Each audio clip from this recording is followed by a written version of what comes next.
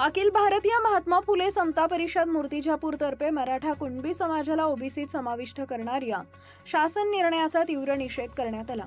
या संदर्भात शासन निर्णय रद्द करून मराठा समाजाला स्वतंत्र आरक्षण द्यावं अशी मागणी करणारे निवेदन उपविभागीय अधिकारी संदीप कुमार अपार यांना देण्यात आले। समता परिषदेने सादर केलेल्या निवेदनात म्हटलंय की दिनांक 1 सप्टेंबर 2025 रोजी काढलेला शासन निर्णय हा अन्यायकारक, बेकायदेशीर व असंविधानिक असून यामुळे ओबीसी समाजातील सुमारे 400हून अधिक जातींच्या हक्कांवर गदा येणार आहे।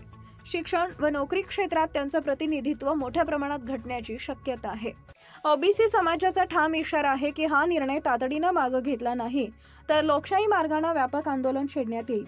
या प्रसंगी समता परिषद तालुका अध्यक्ष आशिष नीलखंड, शहराध्यक्ष नरेंद्र खवले, नंदकिशोर राऊत, किशोर सोनवणे, श्रीकृष्ण बोळे, अशोक बोळे, योगेश आगासे, गजानन बोजरे, प्रदीप बेलसरे, जगदीश तायडे, अविनाश येवले, प्रशांत शेळवंटे, विनायक गुल्हाणे, सुरेंद्र वरोकार, श्रीकृष्ण घाटे, अक्षय बेलकर, अमर बेलसरे, प्रमोद जवखे, संतोष काळबांडे, पवन काळपांडे, विलास वरघट, मंगेश गुल्हाणे, माजी नगरसेवक विनायक गुल्हाणे, सुनील भगवान बुदे, उमेश अडाव, अमोल राखुंडे, वासुदेव राखुंडे, देवेंद्र बोळे, जगदीश मारुडकर, दत्तात्रय दाते, शिवदास राऊत, संजय झारोडिया, अमोल कडवे, अनिकेत बाळेकर, पुष्प खांडे, किशोर तायडे, ॲडव्होकेट शरयू कांडलकर, रेखा बोळे, श्याम हिंगळ, संदीप चौडाळे, विनोद मानकर, शरद तायडे, मुकेश चहाकर, धीरज दबाले आदी पदाधिकारी व कार्यकर्ते मोठ्या संख्येने उपस्थित होते।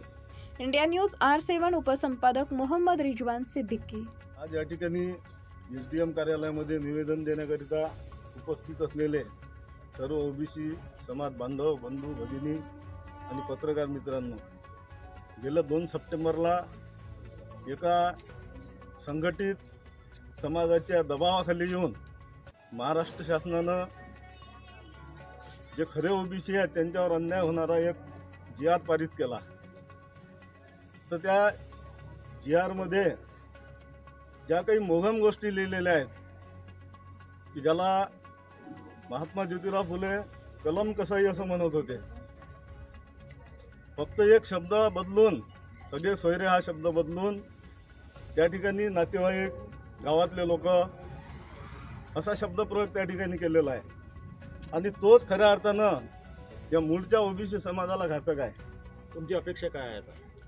हा जो जी.आर. शासनानं काढलेला आहे तो ताबडतोब रद्द करण्यात यावा, कारण त्या जी.आर. बद्दल बराचसे संभ्रम आहेत। माननीय मुख्यमंत्री साहेब म्हणतात की आम्ही ओबीसीवर अन्याय केलेला नाही।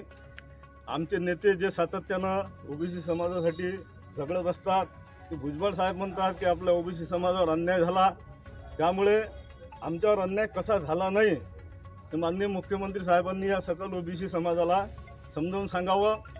आणि आमच्या दृष्टीने साहेबांना तुम्ही निवेदन दिलं आहे, निवेदनाचा आशय काय? निवेदनाचा आशय हाच होता की 2 सप्टेंबरला जो शासनानं मराठा समाजासाठी जी.आर. काढला तो जी.आर. संपूर्णपणे रद्द करण्यात यावा आणि ओबीसीवर कुठल्याही प्रकारचा अन्याय होऊ नये, कारण मुळातच ओबीसीची संख्या 450च्या जवळपास आहे। त्यातही 59 लाख मराठा समाज त्यात आधीच घुसलेला आहे आणि पुन्हा हा जी.आर. काढल्यामुळे जो समाज आणखी याच्यात घुसेल, म्हणजे ताटात कमी आहे आणि खाणारे जास्त आहेत अशी परिस्थिती निर्माण झालेली आहे।